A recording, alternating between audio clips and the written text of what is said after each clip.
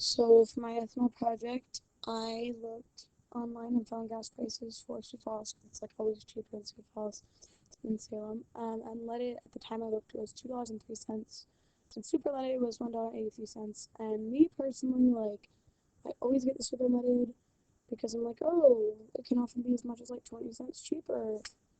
Sure, dog, I'll do that.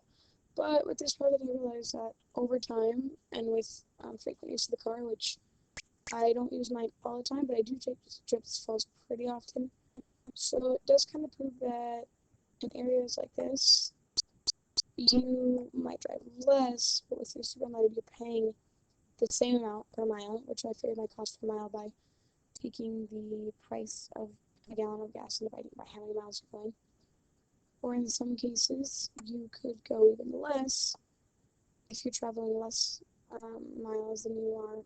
Like if you're taking a longer trip, it might be kind of the same as in up here. But if you're traveling um, less distance, the supermarket can end up costing you more. And this frequently occurred. Again, in here it was about the same with a larger distance, but it just kind of varies, and you can tell here you did travel less and it costs less, but that's as you went tons of distances, like 37 miles is obviously a lot different than 9.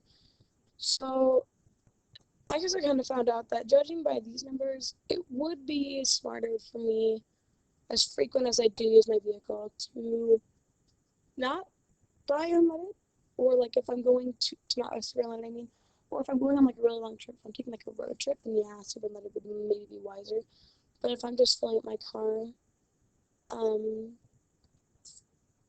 like if I were just going and filling up my car after I've been going to school and stuff, maybe Sioux Falls trip like once a week or once every couple weeks, I could just use regular unleaded and it would be a smart option for me. So this project actually helped me a lot more than I thought it would, considering I had to do like most of the work myself, which wasn't originally fun.